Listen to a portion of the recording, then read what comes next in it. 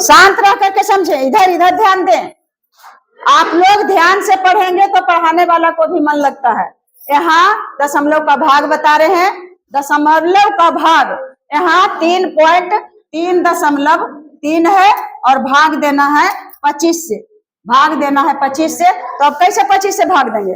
दशमलव के इधर है पूर्ण संख्या, 3 में 25 से भाग लगेगा? नहीं लगेगा। तो हमको दोनों अंक में संख्या लगाना है भाग, तो दोनों अंक में लगाने के लिए दशमलव को हमको यहाँ पर दर्शाना है। यहाँ लगा दिए दशमलव, तब हम लगा सकते हैं। जब तक वहां दशमलव नहीं लगाएंगे तब हम भाग नहीं दे सकते हैं। तो एक बार लगेगा 25, अब 13 में से 5 गया, 8 5 13, 2 में से 2 गया, कट गया।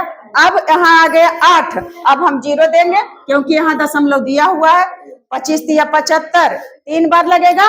25 तिया, ए लड़का ज्यादा हीरो मत चिढ़ाओ, क्या समझ लिया जी?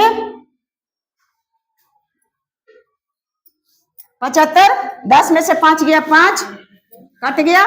फिर हम 0, कितना भी 0 लगा सकते हैं। अब 25 दूना 50। देखिए हमको आया आंसर कितना, इसको हम लिख सकते हैं 0। इसके अंदर कोई अंक नहीं है तो 0 लगा देंगे। 0.132, इतना आया इसका आंसर। फिर दूसरा क्वेश्चन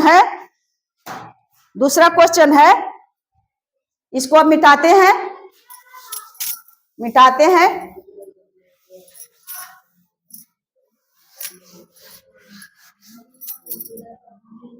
एक भाग देना है हमको 80 से। अब बताओ यहाँ 1 है और यहाँ 80 है, कहीं भाग लग सकता है? नहीं लगेगा जी। तो फिर हम इसी में पॉइंट दे करके और यहाँ हम 0 देंगे।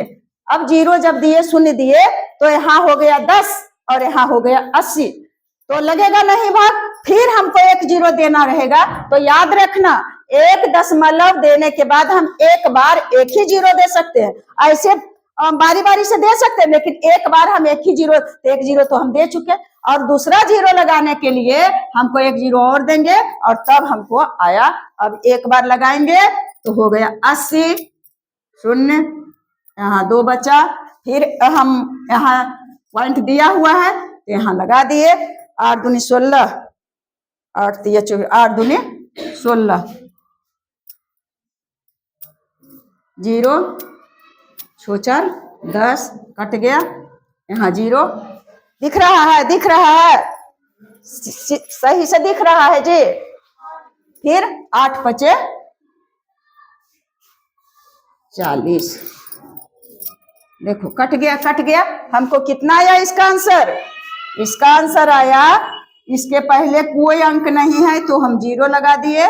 0.0125। अब बताओ किसको समझ में आया है? कुछ हाथ उठाओ। अब किसको नहीं समझ में आया है वो हाथ उठाओ। किसको समझ में नहीं आया है वो हाथ उठाओ।